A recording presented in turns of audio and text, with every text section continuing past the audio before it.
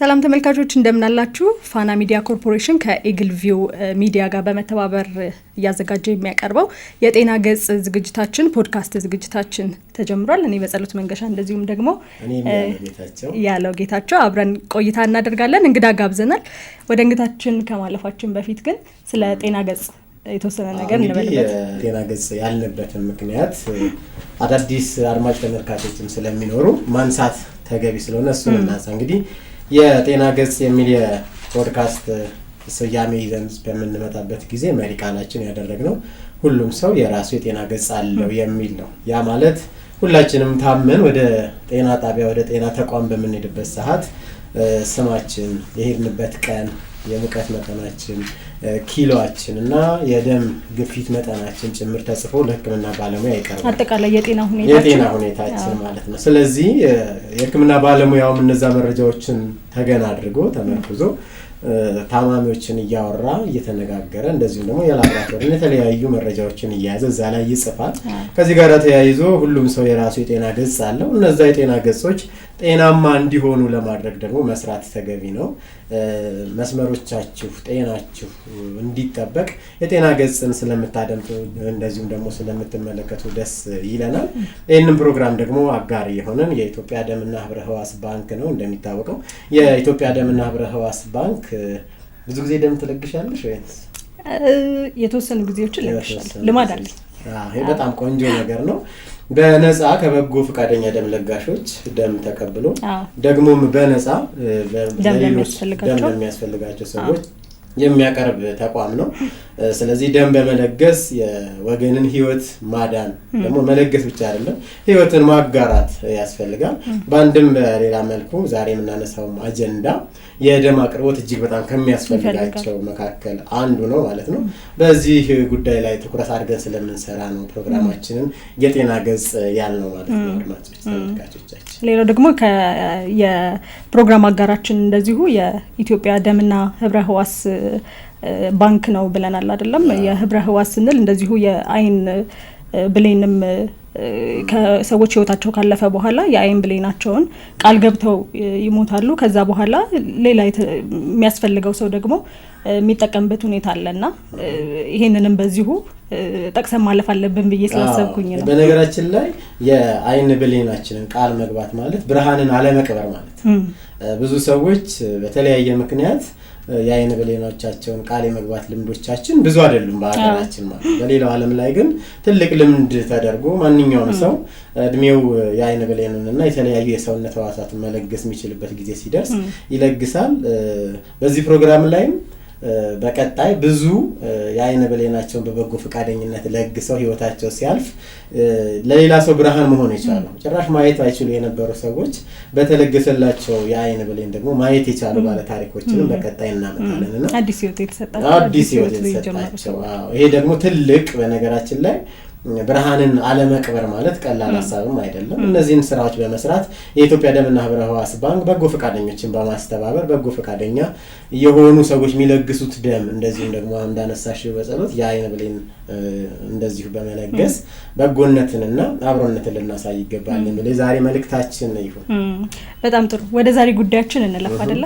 የዛሬ ጉዳያችን እንግዳ ጋብዘናል። ተመልካቾቻችን ቀደም ሲል እንደነገርኳችሁ እንግዳችን ለ7 አመት እስከ 6 ወር ያህል የኩላሊት እጥበት እያካሄዱ የቆዩ በኩላሊት ህመም ላይ የቆዩ ግለሰብ ናቸው። ከእሳቸው ጋር ነው ቆይታ የምናደርገው። እስቲ ራስዎትን አስተዋውቁልን በቅድሚያ።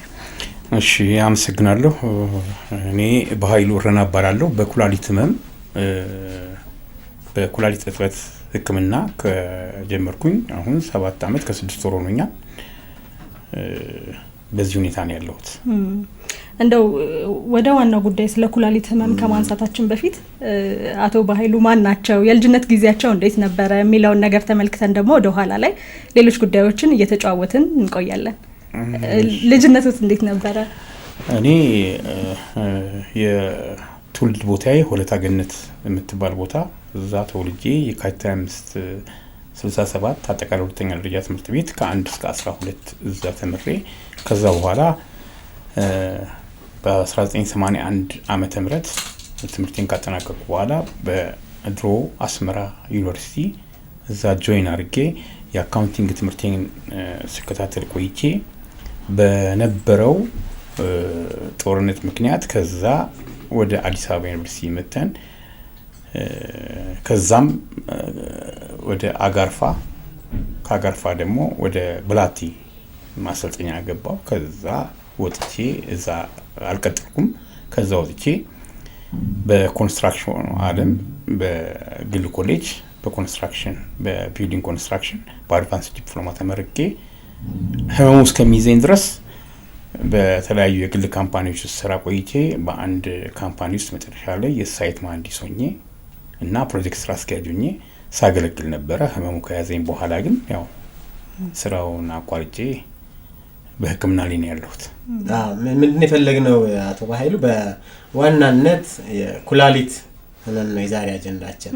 በተለይ ደግሞ ከእርሶ ጋር በምናወራበት ሰዓት በደንብ እንድንነጋገር እንድናነሳ የፈለግነው ብዙ ጊዜ ከህክምና ባለሙያዎች ጋር ስለ ኩላሊት አንስተን ተወያይተናል። ከህክምና ባለሙያዎች ብዙ ለማስተማር ሞክረዋል።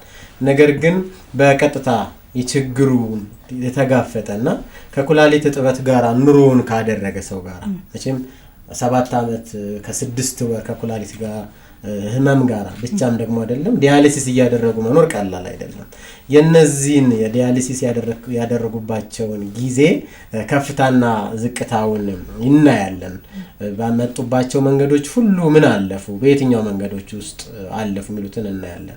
ወደዛ ከመምጣታችን በፊት ግን የመጀመሪያዎቹ ሰሞን ምን ይመስሉ ነበረ? የኩላሊት ህመም ታማሚ መሆኑትንስ እንዴት አወቁ? መንስኤዎቹስ ምንድናቸው? የሚሉትን ጥያቄዎች እንደው ብናነሳ ጊዜው ቆየት ያለ ቢሆንም ያው 7 አመት ከ6 ወር የሚረሳ ታሪክ ስላልሆነ እንግዲህ እኔ ህመሙ ሲጀምረኝ መጀመሪያ የስኳር ህመምተኛ ነበርኩ። የስኳር ህመምተኛ ሆኜ በቀጥታ የህክምና ባለሙያ በሚሰጠኝ ትዕዛዝ አልነበረም ስጠቀም የነበረው። መጀመሪያ አካባቢ በትዕዛዙ ነበር የምጠቀመው፣ ግን ከሰዎች በምሰማው ወሬ ይሄ መድኃኒት ይሻላል፣ ይሄ ጥሩ ነው በሚል ያንን ቀጥታ መውሰድ ጀመርኩኝ። ዶዜጁንም በራሴ ማለት ነው።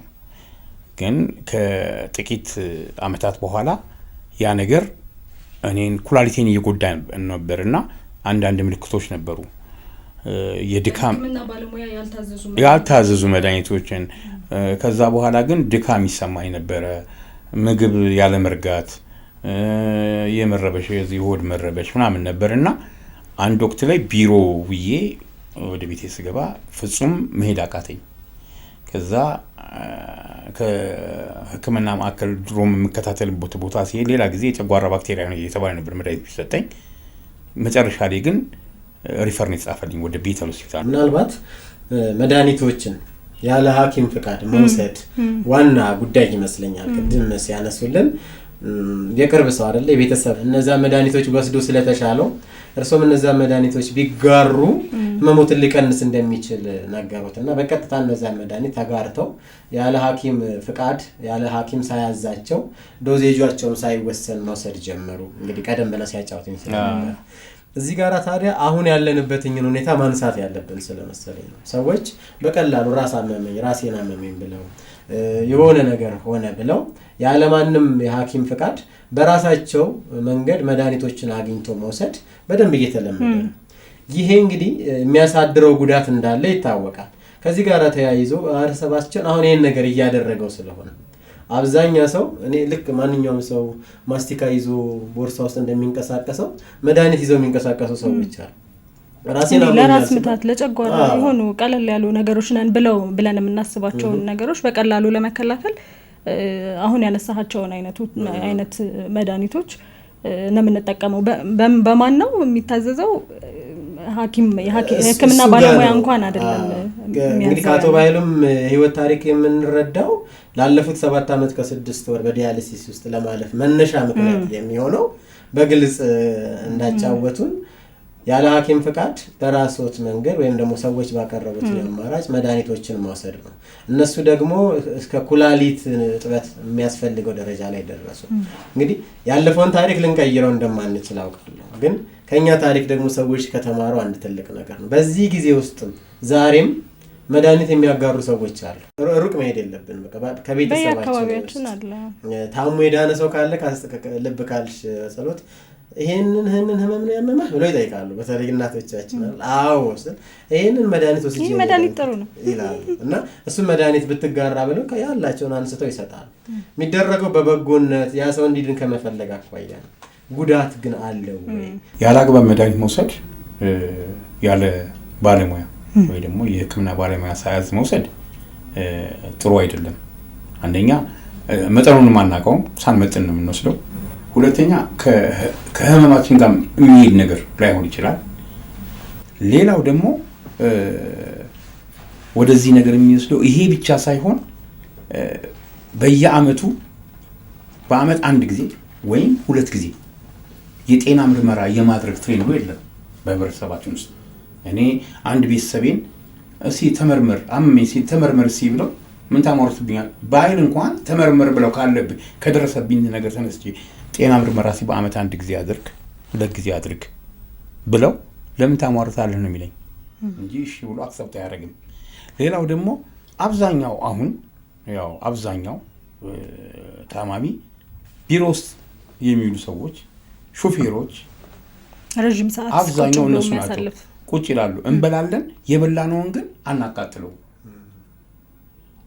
ቢሮ ገባሽ ከቤት ቁርስ በላሽ ቢሮ ገባሽ ቢሮም የሆነች ስናክ የሆነ ነገር ትበያለሽ ቁጭ ብለሽ ነው የምትዩ።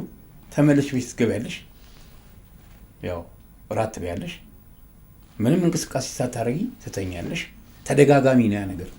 የማቃጠል እንትን ስፖርታዊ እንቅስቃሴ እንኳን የማድረግ ልምዱ የሕክምናውን ሳይሆን ስፖርታዊ እንቅስቃሴ እንኳን የማድረግ ልምድ የለንም።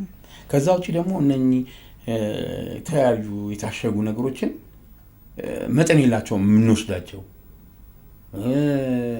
ሌሎች እነኚህ ስጋ ፕሮቲን ያላባቸውን ነገሮች መጥነን አይደለም የምንወስደው። በሌላው ዓለም እኮ እየተመዘነ ነው ምግብም ሲሰራ። እኛ ጋር ግን በገፍ ነው የሚበላው። ቅባቱ ብዙ። ያ ሁሉ ነገር ለዚህ ነገር ይዳርገናል። ይሄን ነገር ብናስተካከል እና ደግሞ በእኛም በታመምነው ሰዎች አዌርነሱ ለህብረተሰቡ ቢሰጥ።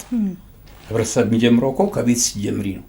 በቤተሰብ ውስጥ ያለውን ነገር ስታስተካኪ ወደ ህብረተሰቡ ይሄዳል እና ያ ቢሆን ዋናው የዝግጅታችንም ቁም ነገሩ እዚህ መጥቶ የራሳቸውን ህይወት የሚያጋሩ ሰዎች ለሌሎች ከነሱ ትምህርት ይወስዳሉ ብለን ስላሰብን ነው። እና እርስዎ ባለፉበት መንገድ እንግዲህ 7 ዓመት አሳልፈዋል ብለናል። ቀደም ብለን ከ7 ዓመት በላይ አሳልፈዋል ከህመሙ ጋር አንድ ላይ እና ከህመሙን እርስዎ ጋር ከመገኘቱ በፊት የነበሩት የኑሮ ሁኔታ ማለት የእርስዎ ላይፍ ስታይሎት ምን አይነት ነበረ?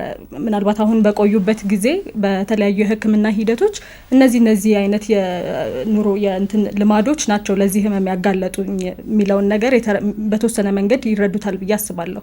ምናልባት ሰዎች አሁን እያሳለፉበት ያለው ከሆነ ከዚህ የተወሰነ ትምህርት መውሰድ የምንችልበት ይሆናል ብዬ ስላሰብኩ ነው። እና ዲያግኖስ ከማድረጉ በፊት የነበረው ላይፍ ስታይል ያኗኗር ሁኔታ ለዚህ ህመም አጋልጦኛል ብለው የሚያነሱት ነገር ካለ ቅድም በተወሰነ መንገድ አንስተናል። የህክምና በሐኪም ባለሙያ ያልታዘዙ መድኃኒት መውሰድ ዋነኛው እንደሆነ ከዛ ውጭ ያሉትን ነገሮች እስቲ ያጋሩ። እንዴት ነበረ ህይወቱ ከህመሙ በፊት የነበረው?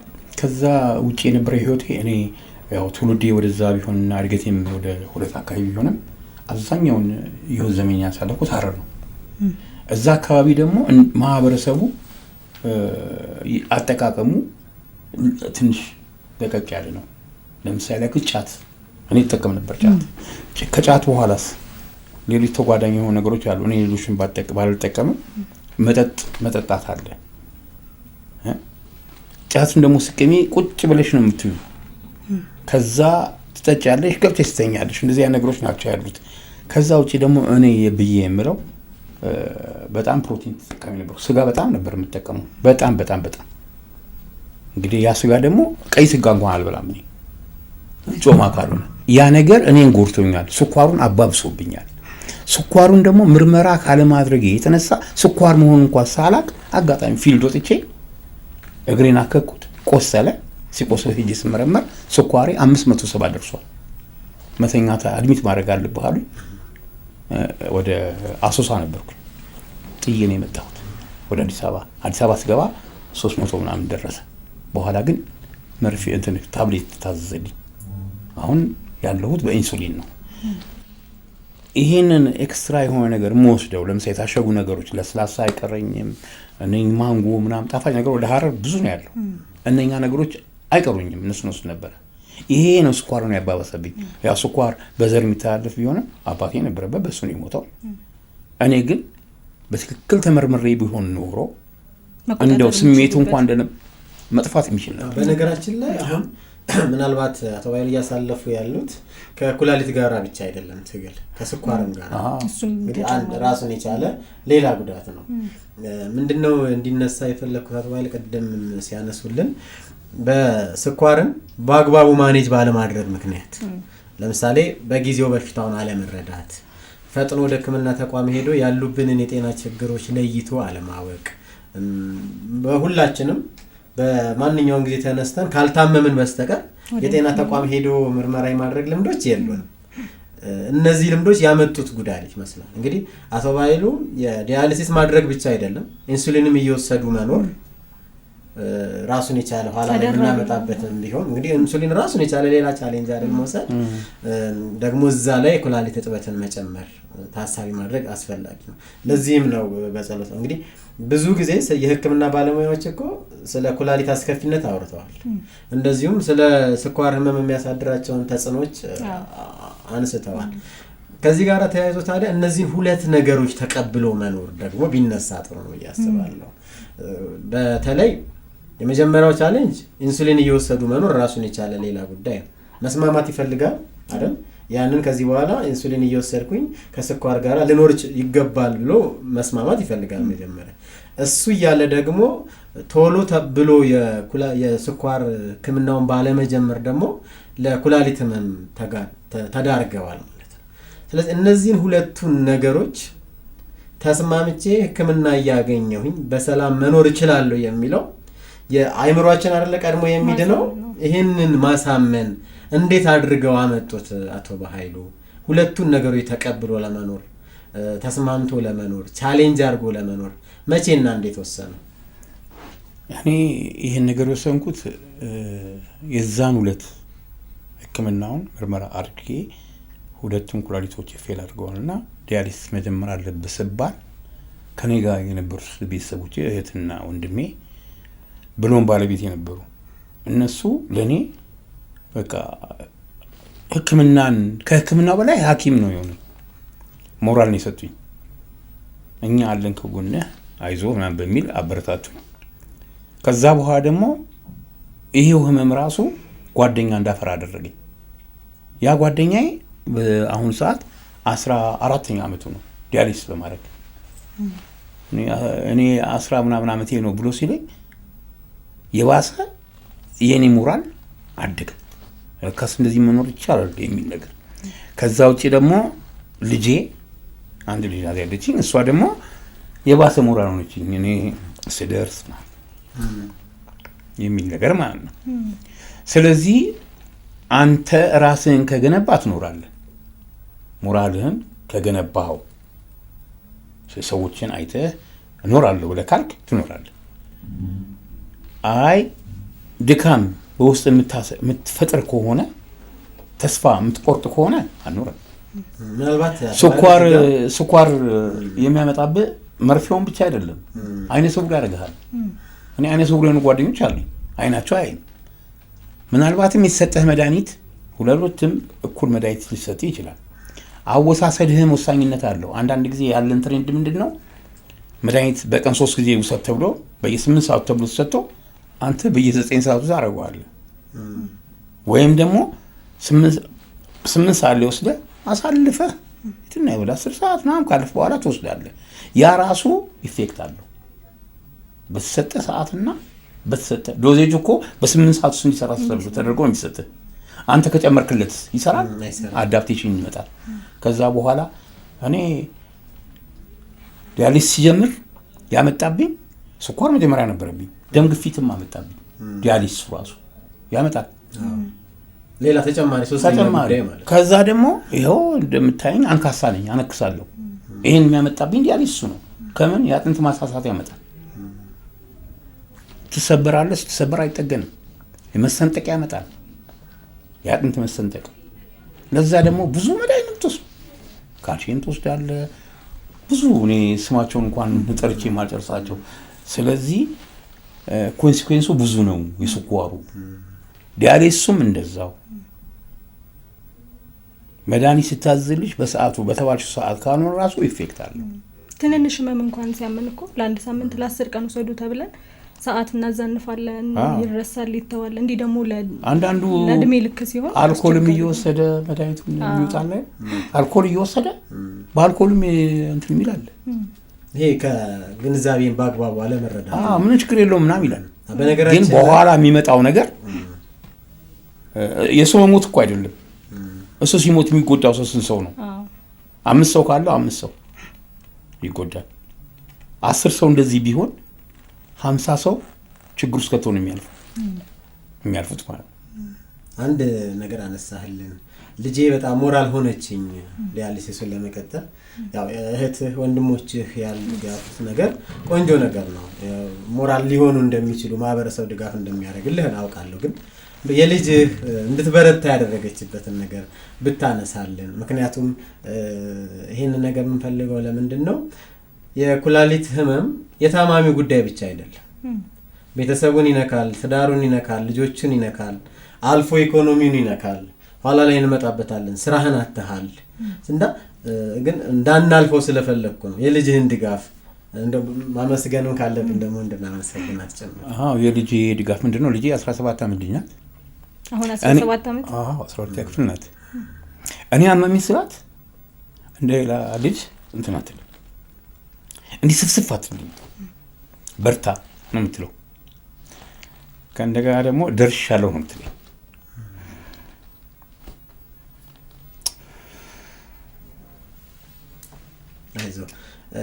ለምንድን ነው ይህንን ነገር ለማንሳት የፈለግኩት? አንዳንድ ታማሚዎች ጀርባ ጎበዝ አስታማሚዎች የሚያበረቱ ሰዎች አሉና እናመሰግናት ይገባል። እድሜዋ 17 ዓመት ቢሆን እንግዲህ ታመምክ ጊዜ በ10 ዓመት እውቀቷ ደግሞ በርታ ደርሻለሁ ማለት መቻለውም አንድ ነገር ነው። እንግዲህ ዲያሊሲስ ጀመርክ፣ የህይወትህን አዲስ ምዕራፍ ደግሞ ለመጀመር ተገደድክ። ታሪኩም ድንገት ከዚህ ከሜክሲኮ አካባቢ ተነስተህ ወደ አየር ጤና አካባቢ ወደ መኖሪያ ቤታችሁ እያቀና ባለህበት ሰዓት ከፍተኛ ህመምና ድካም ስለተሰማ ወደ ቤት መግባት አልቻልክም። ከዛ ሪፈር ተደርጎ በጣም በፍጥነት ወደ ሆስፒታል መጣ። የዛኑ ዕለት ዲያሊሲስ መጀመር እንዳለብህ ሰማ። በነገራችን ላይ የዝግጅትም ጊዜ አልነበረህም። እንደው ይሄንን ጊዜ እንዴት አሳለፍከው? ለዲያሊሲስ ወስነህ ደግሞ የዲያሊሲስ ህመም ማድረግ ለ4 ሰዓት ነው፣ በሳምንት 3 ጊዜ ነው የምታደርገው። አልፎም ከዛ በላይ ሊሆንበትኝ ሁኔታ ይኖራል እና አቶ በኃይሉ ይሄንን የህይወት ምዕራፍ በምን አይነት ሁኔታ ተቀላቀሉት? ዜናውን ከመስማት ጀምሮ ማለት ቀደም ሲል የነበረው ህመም ሌላ ነው። የህክምና ተቋም ጋር ስንሄድ ሙሉ ለሙሉ አእምሯችን ውስጥ የሌለ አዲስ ህመም፣ የኩላሊት ሁለቱም ኩላሊት ፌል አድርጓል መባልን መስማት በጣም አስደንጋጭ ነውና ከዛ ጀምሮ እንዴት ነበር የተቀበሉት? እንዴት ሰሙት? እኔ እንግዲህ በዛን ሰዓት እንትኑ ሲነገረኝ መጀመሪያ ቅድሚያ የተናገሩት ለእህቴና ለወንድሜና ለባለቤቴ ነበር። እኔ እንዲላ ቦታ ላኩኝ ወደ ካርድ ክፍል ሐኪሙ። ከዛ ስመለስ በቃ እኔ እነግረዋለሁ አለ እና ነገረኝ። በእግሬ ሲሄድ የነበር ሰውዬ መኪና ውስጥ መግባት ነው ያቃተኝ ከሰሙ በኋላ። ከዛ በኋላ ግን ቀጥታ ለማውቀው ሰው ነው የደወልኩት። ማለት የዲያሊሲስ እንትኑ ምናምን ካደረኩ በኋላ መጀመሪያ በአካባቢ አብሮ አደገኝ የነበረ ሐኪም የሚሰሩ ነገሮችን በነጻ አሰራልኝ። ዶክተር መርሻ አበበ ይባላል። የነርቭ ስፔሻሊስት ነው። እሱ የሚያውቃቸው ሰዎች ጋር ላከኝና ያን ነገር ተሰራልኝ። ከዛ በኋላ ግን ገንዘብ ነው የሚያስፈልገኝ። ገንዘብ ሲያስፈልገኝ አሁንም ጓደኛዬ ጋር አብሮ አደገኝ ጋር የደወልኩት የሳምኮን ኮንስትራክሽን ባለቤት ኢንጂነር ሳምሶን ቸርነት እሱ ጋር ነበር የደወልኩት። ወዲያው ነው እሱ 100,000 ብር ያስገባልኝ። እኔ አብሮ አደገኝ ስለነበር በቃ ተስፋ እንዳለኝ አወኩኝ። ከዛም ሌሎች ሰዎች እየደባበሉ ጓደኞቼ፣ አካባቢ ልጆች፣ ወልታ ልጆች፣ የወልታ ገነ ልጆች በጣም ብዙዎቹ ላኩልኝ ብር።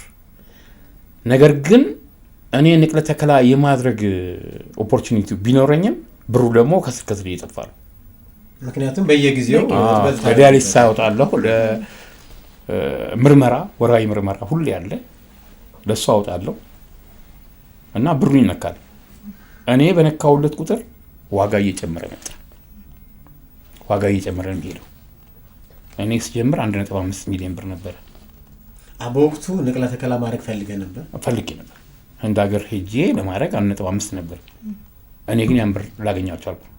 ስለዚህ ንቅለ ተከላውን ያላደረከው ገንዘቡ ስላልሞላልኝ ከዛ ደግሞ አሁን ላይ ህንድ ብቻ ወደ 3.5 4 ሚሊዮን ብር ደርሷል።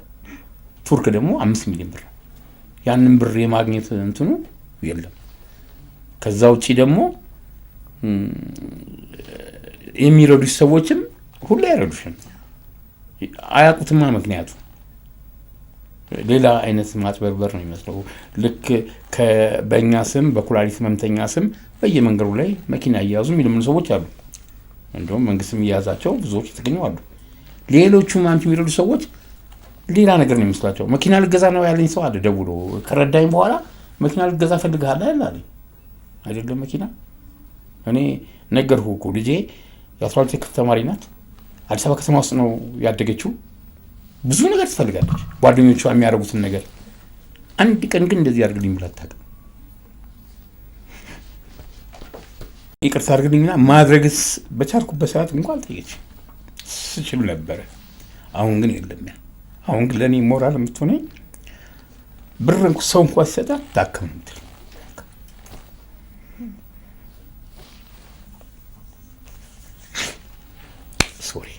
ብርቱ ናት። ቀደም ሲል እንደነገሩን ጥሩ ልጅ አስተዳደግም ይወስነዋል አይደለ? የእርሶ አቀባበል እሷን ያሳደጉበት መንገድ እንደዚህ ጠንካራ እንድትሆንና ዛሬ እርሶን የምትደግፍ ልጅ ናት። በ17 ዓመት እንደዚህ አይነት ቁም ነገር አስበው ለአባት ራስ የሚያገኙትን ገንዘብ ጭምር ለሕክምና ማዋል መቻል ጥሩ ጠንካራ ልጅ ስላሳደጉ ነው እና በዚህም ሊኮሩ ይገባል ብዬ አስባለሁ። ትናንት የኩላሊት እጥበት አድርገህ ነበረ። ትናንትና የኩላሊት እጥበት ለማድረግ ሆስፒታል ከገባህበት ጊዜ ጀምሮ አድርገህ እስክትወጣ ድረስ 3 ሰዓት 4 ሰዓት ትቆያለህ። እንግዲህ በማድረግ ዲያሊሲስ አድርጎ መውጣት ማለት ሰውነት ውስጥ ያለውን ደም ሙሉ ለሙሉ ሰርኩሌት አድርጎ ኩላሊት ማጣራት የማይችለውን በማሽን አጣርቶ ኩላሊትህ ደግሞ ለ3 ቀን ለ4 ቀን ሪሊፍ እንዲያደርግ ማድረግ ነው እየነገርከኝ ነበረ። ትናንትና ያለፈው ሳምንት ስላላደረኩኝ መውጣት የነበረበትኝ ኩላሊት ላይ ያለ የሽንት ፊኛው ላይ ያለ ነገር በአግባቡ ስላልወጣ ደግሞ ቅዳሜ ዕለት ማድረግ አለብኝ እያልከኝ ነበረ። እንደው ቀላል ነው ወይ የኩላሊት እጥበት ማድረግ ዲያሊሲስ ማድረግ? እንዲህ እንደምንሰማው ቀላል ነው ወይ? ከዚህ በፊት በአጋጣሚ ሬዲዮ እንግዳይ ነበረ አቶ ባኃይሉና ሬዲዮ እንግዳይቼ በነበረበት ሰዓት ላይ ከጠዋት 3 ሰዓት ጀምሮ እስከ 6 ሰዓት ዲያሊሲስ አድርጎ ነው እኔ ጋር መጥቶ እንግዳይ ነበረው። ስሜቱን በደንብ አውቀዋለሁ፣ ህመሙን በደንብ አውቀዋለሁ። ታወራይን ስለነበረ በመሀልም በተለያየ አጋጣሚ ተገናኝተን ስለምናወራ ማለት ነውና ዲያሊሲስ ለማድረግ መግባትና አድርጎ መውጣት ድረስ ያለችው ሰዓት እንዴት ትገለጣለች? እንደው ብዙ ሰው ይሄንን ስለማያውቅ ጤንነቱን ስለማይጠብቅ አንዳንዱን ደግሞ በደንብ መናገርም ስላለብን ልናነሳው ስለሚገባ አንተ እድሉን አግኝተህ ታግለህ በተለያየ መንገድ ለፍተህ ከሰዎችም እየጠየቅ ኩላሊት እጥበት ታደርጋለህ።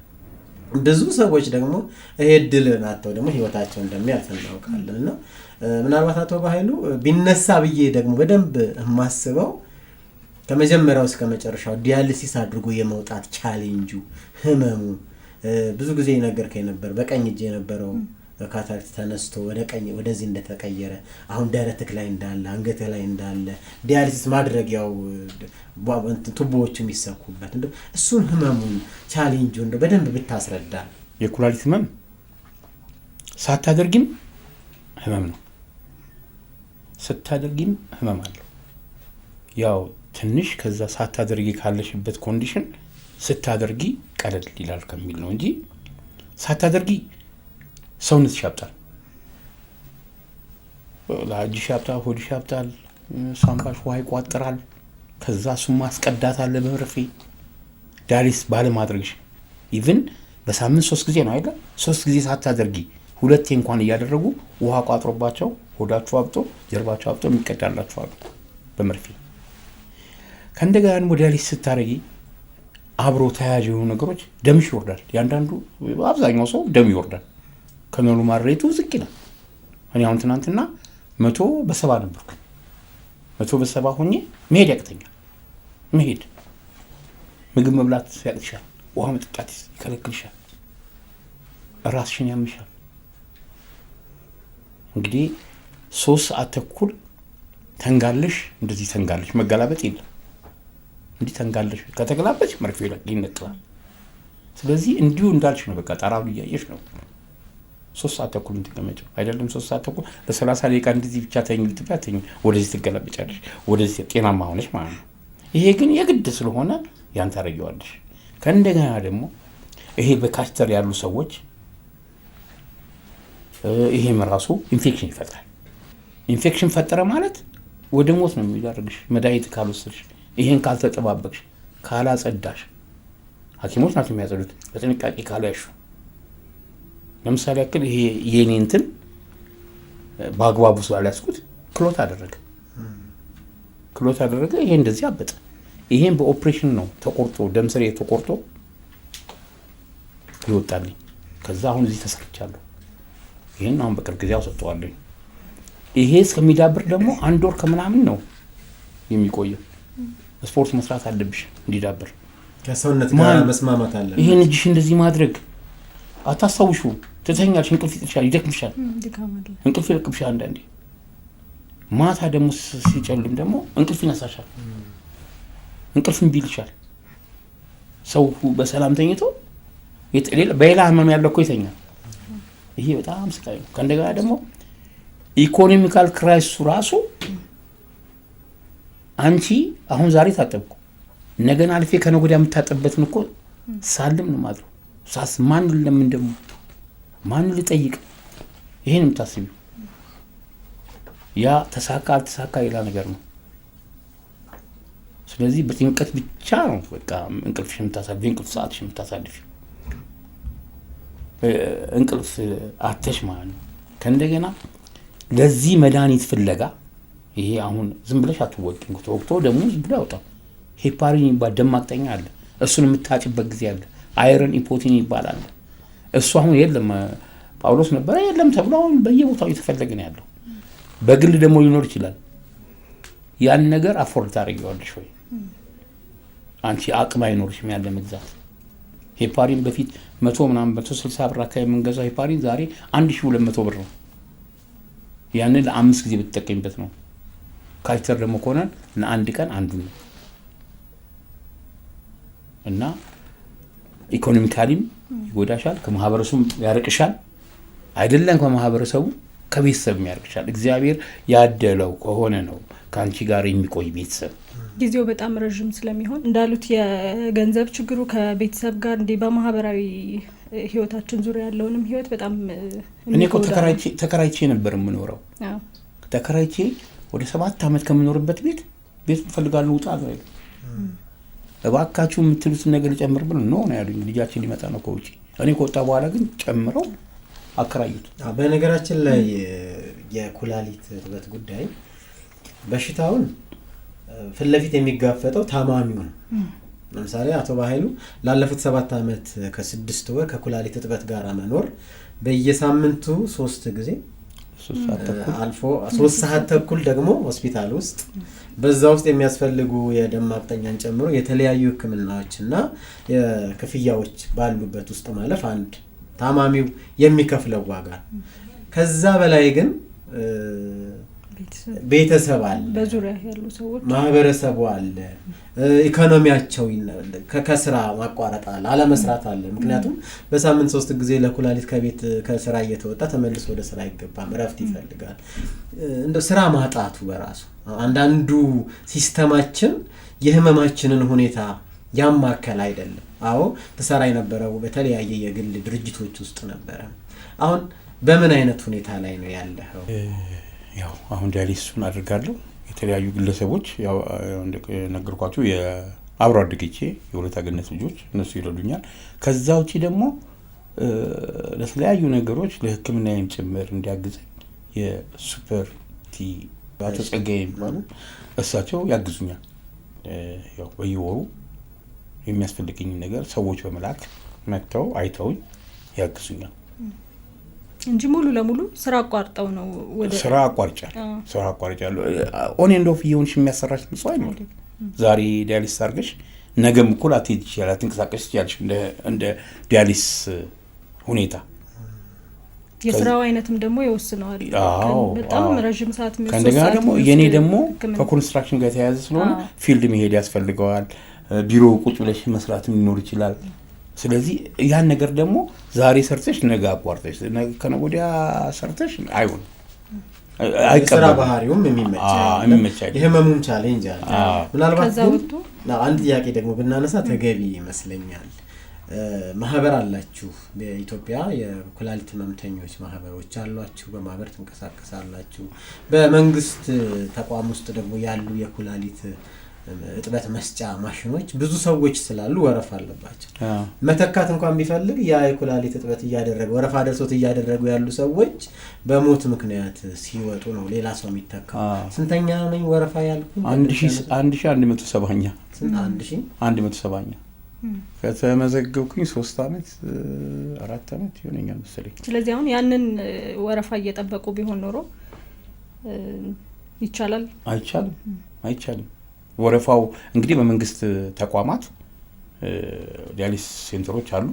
እነኛም በነፃ ነው ህክምናው የሚሰጠው።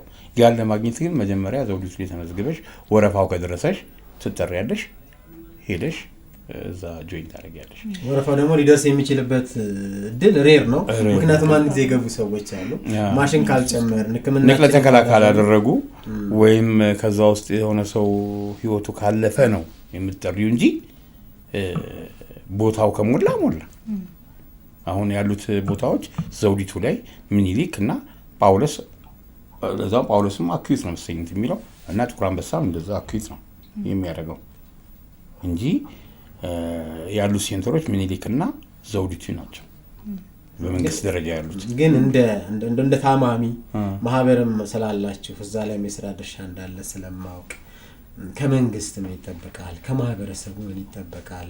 እኛም ራሱ ዛሬ እንኳን ኢንተርቪው እያደረግን ምን አይነት አስተዋጽኦ ልናደርግ እንችላለን የሚል ነገር አስብ ነበርና እንደው በኃይሉ በማህበራችን የተለዩ ችግሮችና መፍትሄ አቅጣጫዎች ካሉ ብታነሳለን። እንግዲህ እኔ አሁን በዛ በተስፋ የኩላሊት ታካሚዎች ማህበር ውስጥ ማህበሩ ከተመሰረተ 7ኛ አመት ነው የተመሰረተው። በኩላሊት ህመምተኞች ለኩላሊት ህመምተኞች ነው አላማው። ያው እነሱን የህክምና የማስገኘት ስፖንሰር ፈልጉ ህክምና የማስገኘት እንትን ነው። ማህበሩ ላይ ምን አዘጋጅተናል? ያው እያንዳንዱ ሰው ዲያሊስ ለሚያደርግ ሰው የአንድ ቀን ክፈል ብትዩ ይከብዳል። ነገር ግን ፕሮጀክት ነገራችን ላይ ምን ያህል ነው? በሳምንት 3 ጊዜ ሚኒመም 4000 ብር የአንድ ጊዜ ዲያሊሲስ 4000 ብር። ከፍተኛው ደግሞ እስከ 5500 7000 አለ መሰለኝ። እኔ የማውቀው 4000 ነው።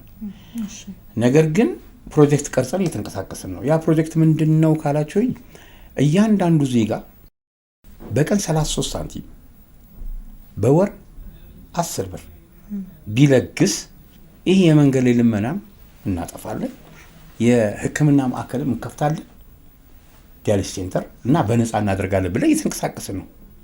ያንን ምን ያህል ተቀባይነት አግኝቷል? እንግዲህ የተለያዩ ማህበራት አሉ በኩላሊት እንትን ሄደን ስንጠይቅ ያው በምንጠይቃቸው ድርጅቶች ለዚህኛው እያደረግን ነው እናንተ ደግሞ ከየት መጣችሁ ምናምን የሚል ነገር አለ። ግማሹ ደግሞ ይረዳል። ለምሳሌ ኢትዮጵያ አየር መንገድ ለማህበራችን አባላትም ስለሆነ ብቻ አይደለም ለኩላሊት ህመምተኛ እኛ ኮንፊርም ካደረግን ውጪ ሄዶ ለሚታከም በፊት ለ3 ሰው ነበረ ዶኔት ለሚያደርገው ሰውና አስታማሚና ለበሽተኛው ደርሶ መልስ የሚሄድበት ሀገር ድረስ የአየር ትኬት ነፃ ይሰጥ ነበር። አሁን ደግሞ ለ2 ሰው አድርጓል። ብዙ ስለሆነባቸው ነው የካንሰር ታማሚዎች ይሄዳሉ፣ ሌሎች የሚሄዱበት ምናምን ስለሚሄዱ ያን ድጋፍ ይሰጠናል። ሌሎች መድን ድርጅት 10 ሰው ወስዶልናል። በሳምንት ለአንድ ቀን ይከፍልልናል በማህበሩ ሰዎች። እንግዲህ ያው እኛም እንዳልኩሽ ዛሬ ዲያሊሲስ አድርገን ነገ ነው ቢሮ ከፍተን የምንሰራው። ሄደው ለምኑ ለማምጣትም ለመሯሯጥም ሳምንቱን ሙሉ አንሰራም። እርስዎ በዚህ ማህበር ውስጥ ምንድነው ተሳትፎ? የፕሮጀክት ስራ አስኪያጅ ነው። የማህበሩ ፕሮጀክት ስራ አስኪያጅ ነኝ እና ያው ፍሪሊ ነው የማገለግለው ሌላው ለመድረስ። አሁን የማያገኙ ሰዎች አሉ። በ15 ቀን አንድ ቀን የሚያደርግ ልጅ አለ። ምክንያቱም ከገንዘብ የለው ሊስትሮ ነበር ጀብሎ ነው የሚሰራው። አሁን ግን አይሰራም። መምህራን አሉ በሳምንት በ15 ቀን አንድ ቀን የሚያደርጉ።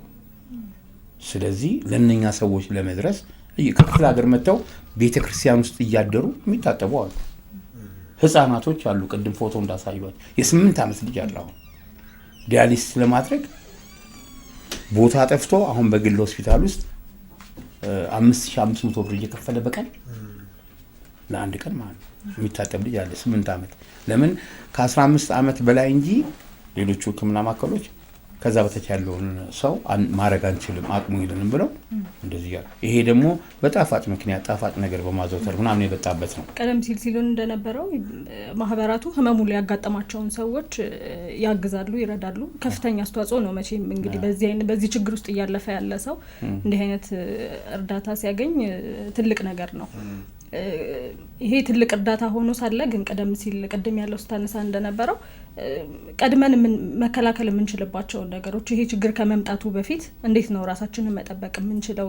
ይሄንን ነገር ብናነሳው ጥሩ ነው። ምክንያቱም ብዙ ጊዜ እንዲህ የኩላሊት ህመምና በተለይ የካንሰር ህመምን ስንመለከት ልክ ህመሙ መጨረሻ ደረጃ ላይ ከደረሰ በኋላ ነው ህክምና ላይ ሄደን እንትኑን የምንመለከተው ያለንበትን ሁኔታ የምንመለከተው እና ይሄንን ለመከላከል ምንድነው ማድረግ ያለብን? ቀደም ብሎ ስናነሳ እንደነበረው ውጪ ላይ በጤና ተቋማት ሄዶ ምርመራ የማድረግ ልማድ የለንም። እንዳለመታደል ሆኖ እንደዚህ አይነት ባህል የለንም እና ይሄ መዳበር ያለበት ነገር ይመስለኛል። እርሶም አሁን እዚህ ደረጃ ከመድረሱ በፊት ቀድመው ክትትል አድርገውበት ኤርሊ ስቴጅ ላይ በነበረበት ሰዓት ምርመራ አድርገው ቢሆን ኖሮ ምናልባት እዚህ ደረጃ ላይ ደርስ ይችል ነበርና ምን እናድርግ ምን ያድርግ እንዳጠቃላይ ሰዎች ምንድነው ማድረግ ያለብን የሚለውን ብናነሳ ጥሩ ነው። እርሶ ያለፉበት ነገር ስለሆነ ከርሶ መከላከል አባያ ቀድመን ሳይቃጠል በቅጠል ነው የሚባለው።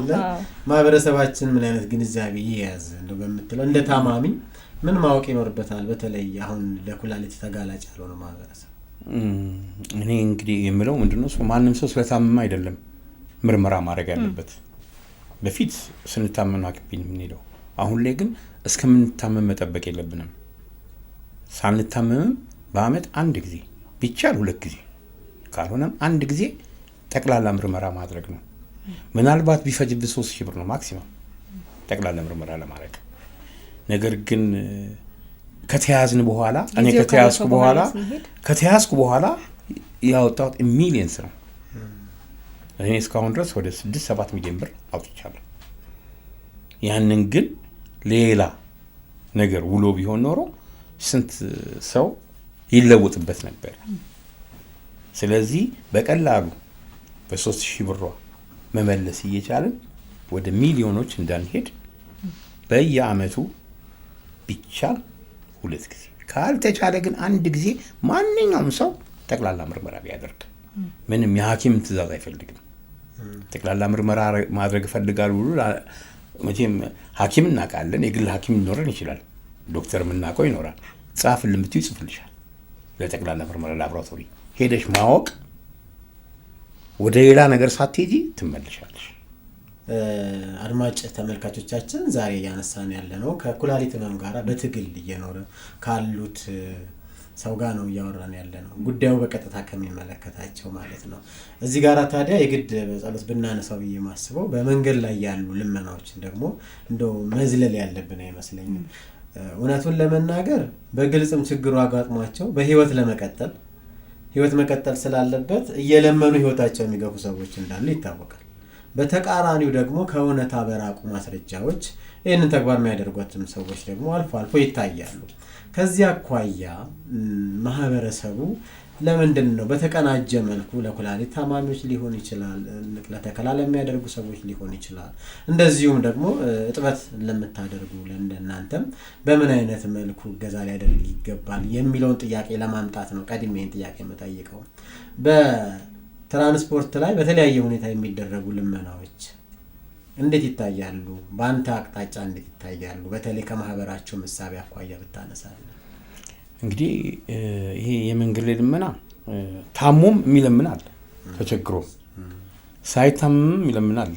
እኔ አንድ ጊዜ ያጋጣሚ ነገር ምንድነው በመኪና እዚህ ኬኬር አካባቢ እየለመኑ ደረስኩኝ። ከዛ ሄጄ አናገርኳት ውስጥ ያለችው አንቺ ነሽ የመምተኛዋ ብዬ ማለት ነው ስላት አይ እህቴ ናት አለች። የት አለች? ቤት ናት። እሺ መታወቂያሽ ስጪኝ እኔ ፖሊስ ጠራለሁ።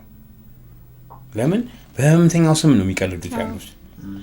እነኛ ሰዎች ሹፌሩን ቀጥረው መኪና ኮንትራት ይዘው አምፕሊፋየር ተከራይተው ነው የሚሰሩት። እኔ መኪና ያገዙ 2-3 ሰዎች አውቃለሁ በዚሁ ልመና ፔሸንትም ሆነው መኪና ያላቸው ሰዎች አሉ። ሌሎች ደግሞ በ15 ቀን አንድ ቀን ማድረግ ይሄንን መንግስት ነው ኢቨን ፍቃድ ሲሰጡ አሁን ፍቃድ እንዴት እንደሚያገኙም አላውቅም። ደብዳቤ ይዘው ይመጣሉ ከወረዳ ከክፍለ ከተማ ይዘው ምንድነው በምን አጣርተውት ነው የሚሰጧቸው? የግድ ቢያንስ ሜዲካል ቦርድ ማረጋገጥ አለበት። ግን ሳያረጋግጡ ከነገና ደግሞ ዝም ብለው እኮ ግራቸው ላይ የሆነ ነገር ጠምጥመው ቆስለና ብለው የውሸት የሚያዙ ሰዎች አሉ። ኩላሊቱ ሳይታመም የሚለምን ማሰው ነው ያለው። የገቢ ማስገኛ አድርገውታል። ስለዚህ የአካባቢውም አካባቢ ላይ ያለውም ስነ ስርዓት አስከባሪ ፖሊስ የሚሆን ሌሎች አካላት ለምን ዜጋውም ራሱ እስቲ ብሎ መጠየቅ ይገባዋል። አይጠይቅም። የኛ ሰው ምንድነው መንገድ ዘግተሽ ከምትለምኙ መንገዱን እስከፊለት ኪስ ውስጥ ያለውን 10 ብርም ቢሆን አውጥቶ ቢያልፍሽ ነው የሚሻለው። ትክክለኛ ነው ወይ ሰጠሁት ብሎ አይደለም የሚለው፣ ዝም ብሎ ነው የሚሰጠው ያለው። ይሄንን እንግዲህ መንግስትም ለሚመለከተው አካል በትክክል የነገር ቢሆን ከእንደገና ደግሞ እንዳልኩሽ ይሄ ፕሮጀክት ነደፍን ያልኩሽን 30 ሳንቲም አይከብድም። እኔ እና አንቺ አሁን ሻይ ብንጠጣ ስንት ብር ነው የምናወጣው? ቡና ብትጋብዢ 30 ብር ነው የምትከፊው። ያን 30 ብር ለ3 ወር መዋጮ ብታረጊው ያለነው 30 ሚሊዮን ነው። 20 ሚሊዮን እንኳን ይሄን ብር ቢያዋጣ ልመናም ይቆማል። ሕክምና ማዕከልም ከፍተን ነፃ ዲያሊሲስ ይጀምራል። ንቅለ ተከላም ሊጀምር ይችላል። እኛ አሁን የኢትዮጵያ አየር መንገድ ማሽኑን ካመጣችሁ በነፃ እናመጣለን ብሎናል። ማሽኑን የሚሰጠን ሰው ነው የጠፋው። እንዴት አድርገን እናምጣው? ብሩ ቢኖር እናምጣ፣ የሚሰጠን ሰው ቢኖር። ለመስጠትም እኮ መሰጠት ያስፈልጋል። ኖሮሽ ተርፎሽ እየፈሰሰ እኮ አትሰጪም። ምንም ደግሞ ሳይኖርሽ እግዚአብሔር ላንቺ መንፈሱ ስለሰጠ ይሰጫልሽ። ስለዚህ እኛ ብንተባበር አይደለም ይሄንን አባይ እንኳን ተገደበ አይደለም። ይሄ ቀላል ነገር እኮ መጋዘን በቆርቆሮ መጋዘን ሰርቶ እኮ ዲያሊሲስ ሴንተር መክፈት ይቻላል። ትልቅ ቢልዲንግ አይፈልግም። ጽድት ያለ ነገር ተሰርቶ ማሽን ተለምኖ ብር ተለምኖ መስራት ይቻላል። ሌሎች ግብአቶችም አገር ውስጥ መመረት ይችላሉ። ሌላ ዓለም እኮ ነፃ ነው። ሌላ ዓለም ነፃ ነው። ይሄ ጄባ ላይ እንደምሰራው። ስለዚህ ይሄን ማድረግ ይቻላል። ከዛ ውጪ ደግሞ እኔ አሁንም ማውጣው በሚሊዮን ብር ነው። ኢንሹራንስ ቢቋቋም የሆነ እንደ አክሲዮን ነገር ቢቋቋም እኔ ከማውጣው ብር ላይ የተወሰነ ብር ብሰጥ ማዕከሉን መገንባት አንችልም? በነፃ መታከም አልችልም? እኔ እኮ በጣም ሚሊዮን ብር ነው ያወጣ ያለው። ሲያነሱልን ነበር ኢትዮጵያውያን እንግዲህ በመረዳዳት እንዲህ መንገድ ላይ ሲለምኑ የሚታዩ ሰዎችንም ስለሚሰጥ ነው አይደለ? ብዙ እንዲህ አይነት ህገወጥ ስራዎችም እየተስፋፉ የመጡት። ስለዚህ ምንድነው ኢትዮጵያውያን የመስጠት እንትን አለ፣ ልማድ አለን። ምንድነው ሩህ ነው ይባላል። እውነት ነው። ብዙ ሰዎች ይሄንን ሲሰሙ መስጠት የሚፈልጉበት መርዳት የሚፈልጉበት ሁኔታ ሊኖር ይችላልና በምን አይነት መንገድ ነው ማገዝ የሚችሉት? እንዴት ወደ እናንተ መምጣት ይችላሉ? ማህበሩ ቅድም እንደነገሩን ከሆነ ሰዎች በቀን የተወሰነ ያህል መስጠት የሚችሉበት ሁኔታ ቢፈጠር ብዙ ነገሮችን ማድረግ ይቻላል፣ ብዙ ችግሮችን መፍታት እንችላለን ብለውናልና በምን አይነት መንገድ ሊያግዙ ይችላሉ የሚለውን እናንሳና እናጠቃለን። ማህበራችን ይሄ ያልኩሽን ፕሮጀክት ነድፎ ሲንቀሳቀስ በሁለት ባንኮች ሁሉንም ባንኮች 19 ባንኮች አካውንት ከፍተናል። ነገር ግን አካውንት ነምበር ለመያዝ ስለሚከብድ የዳሽን ባንክና የንግድ ባንክ 31 አጭር ቁጥር አውጥተናል። አጭር አካውንት ነምበር 31 36 ተስፋ የኩላሊት ታካሚዎች ማህበር የሚል ይመጣላቸዋል። እዛ ላይ የፈለጉትን ብር ድሮፕ ማድረግ ይችላሉ። ከእንደገና ለላኩት ብር ደግሞ በትክክል የት ዋለ የሚለውን ቢሮአችን ከሜክሲኮ ከኬከር በታች ሃይመን ህንፃ 4ኛ ፎቅ ቢሮ ቁጥር 402 ነውና መጥተው ሊያናግሩን ይችላሉ። ከእንደገና ደግሞ በስልክም 0978011423 በኃይሉ ይባላለሁ ደውለው ሌላም የማህበሩ ፕሬዝዳንት አቶ መስፍን ይባላል የሱም ደግሞ 0911180291 የሱ ስልክ ነውና ኮንታክት አድርገው መጥተው ቢሮአችን ሁሌም ክፍት ነው ከሰኞ እስከ አርብ ጸሐፊ ያለችን እሷን በማየት ያለውን ነገር በማየት ድጋፍ ማድረግ ይችላሉ። በዚህ ጥያቄ እናሰናብት በኃይሉን ምን ጎዳ ምን አጣ ከኩላሊት ህመም ምን ከሰርክ እንደው ባይሆን ኖሮ ብለህ የምትለው ነገር እንድታነሳልንና በዚህ ተሰናብተን እንጨርስ። እንደው ያከሰረ የጎዳ ኩላሊት ይሄ ጎድቶኛል ይሄን አክስሮኛል ይሄን አሳጥቶኛል የምትለን ነገር አለ? እኔ እንግዲህ ሲጀመር ስራ ታጥቶኛል። በመጀመሪያ ደረጃ ስትሰሪ ብዙ ሰው ትደግፍ ያለሽ እኔ 11 ቤተሰብ ስደግፍ ነበር እህት ወንድሞቼን እናቴን። አሁን እናቴ በህይወት የለችም 1 አመት ነው ግን እሷን ሳግዛት ነበር። ከዛ ውጪ ደግሞ በጣም የጉዳይ ነገር ጓደኛና ማህበረሰብ ማጣት። ይሄን ማህበረሰቡ ዛሬ ይረዳሻል ነገም ይረዳሻል 1 ወር ይረዳሻል 7 አመት መርዳት ግን ይከብዳል 7 አመት። ስለዚህ እንደው ሰላም ለማለት እንኳን ስልክ እንዳትደውይ አንቺም ትፈሪያለሽ። በደውልለት ገንዘብ ፈልጎ ነው ብሎ ያስብ ይሆን? እኔ አሁን ቅድም ስለሆነ ሰምልሽ አንድ ጓደኛዬ በጣም ወደ ጓደኛዬ ከ5 አመት ከ4 አመት በኋላ ደወለልኝ። ሲደውል ፈራው ማንሳት እየፈራው ግን አነሳውኝ። ሳነሳ ኪስ ውስጥ ሆኖ መሰለኝ ደወለው ስልኩ። ሄሎ ሄሎ ብል ሌላ ነገር ነው የሚያወራው። ዘጋሁና ደወልኩለት። ደውለልኝ ነበርኮ አልኩት። እንዴ ባልዬ ደውዬ አላውቅም ምናምን ሶሪ ምናምን አለኝና ደውዬ ነበር አለኝ። አዎ ኪስ ውስጥ ነው የደወልኩት። በቃ እንደዚህ ኮመጣልን ጠይቃለን እያልኛም አልተመቸም። አዎ አይመቸው ግን ብዙ ሰው ነው የሚያሳጣሽ። እኔ አሁን ጓደኛዬ ሚስቱን አጥቷል። እሱ ሀብታም ነበረ ንብረቱን ሰጥቷት ምንም ብሎ መጣ። እዚህ ተሯሩጦ መኪና ደለላ ምንም ተሯሩጠና ሰውም ሰጠውና ሄዶ ንቅለ ተከራ አረገ ቱርክ ሀገር። ከዛ መጣ። ለምን ሳትነግረኝ ሄድክ ብላ የልጅቷም አባት እሷም ዘጉት። ልጁ እየሰራ መኖር አለበት አይደል? ምግብሽን እንኳን መለየት አለብሽ። ንቅለ ተከራ ስታረጊ ኢንፌክሽን ፈጠረበት፣ ልጁ ሞተ። ለምን ውጪ ነው ይበላው። ያኔ ደግሞ ማስክ አድርገሽ ጓንት አድርገሽ ምናምን ዝም ብለሽ እንደዚህ ልቅ ሆነሽ ኬፍ ምናምን አትይም። ስለዚህ እኔ ጓደኞቼን አጥቻለሁ፣ ከማህበረሰቡ ርቅ ያለው ከእንደገና ሞራል ተነክቷል። እኔ አሁን እንደዚህ ያነኩስ ስኬድ ሚላለ የሆነ ቦታ ለመዘገብ እጄ እየመዘገበኝ አካል ጉዳተኛ ነው ታለኝ። ይሄ አንተን ተሻረገ መጥፎ ነው ማለት አይደለም። አካል ጉዳተኝነት መጥፎ ነው ለማለት አይደለም። ግን እንዳልሆንክ በኩላሊት ምክንያት እንደዚህ እንደሆንክ ታውቀዋለህ።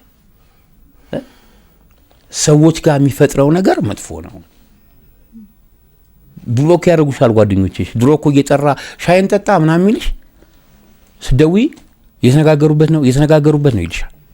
ያ ደግሞ ይታወቃል እኮ ብሎክ እንድትደርግሽ። ስለዚህ ይሄ ሁሉ ነው። ከዛ ውጪ ደግሞ ኢኮኖሚካል ክራይሲስ ያመጣብሻል። ንብረት ትሸጫለሽ። እኔ ስለ እውነት ቤቴ አንድ ቆስ ልጅ ጋብዛቸዋለሁ። ቤቴ 4 በ3 ናት። እቃው ተደርቦ የሚሸጠውን ሸጥኩኝ፣ የምሰጠውን ለሰው ሰጠሁኝ። ተደርቦ ልጄ ሶፋ ላይ ተኛለች። ሶፋዬን ጥየው አንድ ሶፋ አስቀርቼላት እሱ እዛ ተኛለች። የባለቤቴ እናት መሬት ተኛለች። የምታግዘኝ ሰራተኛ መሬት ተኛለች። እኔና ባለቤቴ ሻንጣ ቢናድ እኮ ይቀብረናል። እንደዛ ነው የምንተኛው። ታዲያ ከዚህ በላይ ጉዳት ምናለ? በፊት ንጹህ ቤት ስኖር የፈለኩትን እያመጣው ስበላ፣ ዛሬ እኮ እግዚአብሔር ይመስገን ግን እንደዛ አልሆንኩም። ጓደኛ እድሜ ለተወላጆቼና ለአብሮ አደጎቼ አላጣም። በላው የምትበይው ታጫለሽ። በዓል ሲሆን እኔ ወጥቼ የባለቤቴ ወንድም ጋር ነው የማሳልፈው። በፊት ግን ቤቴ አርዳለሁ፣ ሁሉ ነገር በመኪና ጭኜ ነው የማመጣው፣ በሹፌር ነው የምሄደው። ዛሬስ በእግሬ ከዘራ ይዤ ነው እየሄድኩ ያለሁት። በራይድ ነው የምሄደው። በፊት ተጋፍቼ ነበር የምሄደው። አሁን 1-3 አመት ሆነ መሰለኝ ከዘራ ከያዝኩኝ። ታዲያ ከዚህ በላይ ምን ጉዳት አለ? ምን አይንሽ ይጠፋል። ይሄ አይን ያጠፋል እንትኑ ዲያሊሱ ስኳሩ ከኔ ጋር አብረን እንዴት ስንጫወት የነበረ ዛሬ አይነ ስውር ነው፣ ግን እየቀለደን የሚኖረው። ስለዚህ ከዚህ በላይ ምን ጉዳት አለ? በመጨረሻም የምታመሰግናቸው ሰዎች ካሉ እንግዲህ እነሱ እንድታመሰግን እናድርግና እንጨርስ። እሺ የማመሰግናቸው ሰዎች በመጀመሪያ ባለቤቴ፣ ከዛ እህት ወንድሞቼ ማለት ነው፣ ከዛ ደግሞ ወርሳቾች። ሁሉንም መጥራት አልችልም። አቶ የሱፐር ቲ ባለቤት አቶ ጸጋዬ፣ ከእንደገና ደግሞ ዛሬ ስመጣ እንዲሁ መንገድ ላይ የሆነ ቦታ ላይ ፕሮግራም ላይ ጠርቶኝ እዛ ስናገር አይቶኝ፣ ስለዚህ ስለ ህፃን ልጅ ነበር ሳወራ የነበረው። አይቶኝ ጠርቶኝ ዛሬ ጠርቶኝ ብር አሰጥቶኛል። የአዋጭ ባለቤት መስራች፣ እሳቸውንም ማመስገን ፈልጋለሁ። ሳያውቁኝ ነው ጠርቶኝ ያሉኝ። ከዛ ውጪ እንግዲህ ፈጣሪ ነው ቅድሚያ፣ ግን ለፈጣሪ ነው። እኔ 7 ቀን እድሜ ተብዬ ያው 7 አመት ከ6 ወር። ስለዚህ ከዚህ በላይ ነው። እናንተንም አመሰግናለሁ ስለጠራችሁኝ። በጣም እናመሰግናለን ፈቃደኛ ሆነው እዚህ ድረስ መጥተው። ደግሞ አልቃሻ ሆንኩ ያሰለኝ። አይዞህ በጣም እናመሰግናለን። በብዙ እግዚአብሔር ያክብርልኝ ከህመም ጋር እዚህ መጥተው አንድም ሰው ሁለትም ሰው ከጠቀምን ካገዝን ከርሶም የሚወስዱት ነገር ካገኘን እጅግ በጣም ትልቅ ነገር ነው። አመሰግናለሁ። መተው ህይወቱን ስላጋሩን እጅግ አድርገን እናመሰግናለን። እንግዲህ እጅግ አድርገን ነው እናመሰግናቸው ባይሉ ይሄንን ፕሮግራም አጋር ሆኖ ስሙ አድምጡ ተመልከቱልን ያለን ኢትዮጵያ ደምና ህብረ ህዋስ ባንክ ነው። ኢትዮጵያ ደምና ህብረ ህዋስ ባንክ በበጎ ፈቃደኝነት ደም የሚለግሱ ሰዎችን ደም ተቀብሎ እንዲሁም ደግሞ በበጎ ፈቃደኝነት ለሌሎች በነፃ በማድረስ ተግባር ላይ የተሰማራ ተቋም ነው። ደምን ለግሱ፣ ህይወትን አጋሩ፣ እንደዚሁም የአይን ብሌኖቻችሁን ቃል ግቡ፣ ብርሃንን አትቅበሩ የሚል የዛሬ መልእክታችን ይሁንና ቆንጆ ቆይታ አድርገናል። የዛሬውን በዚህ እንጨርስ። ቀጣይ ሳምንት በሌላ አጀንዳ በሌላ ርዕሰ ጉዳይ እስከምንገናኝ ድረስ ሁሉም ሰው የራሱ የሆነ የጤና ገጽ አለው። ጤናማ የጤና ገጽ እንዲሆንላችሁ ተመኘን። በዚህ እንጨርስ። እናንተንም እጅግ አድርገን እናመሰግናለን። ፋና ሚዲያ ኮርፖሬሽን ከኤግል ቪው ሚዲያ ጋር በመተባበር እያዘጋጀ የሚያቀርብላችሁ የጤና ገጽ ፖድካስታችንን ነበር ስትከታተሉን የቆያችሁት። እኔ በጸሎት መንገሻ እንደዚሁም ደግሞ ያለው ጌታቸው ከእንግዳችን ጋር አብረናችሁ ቆይታ አድርገናል። ስለተከታተላችሁን እጅግ አድርገን እናመሰግናለን። ሰላም ቆዩ።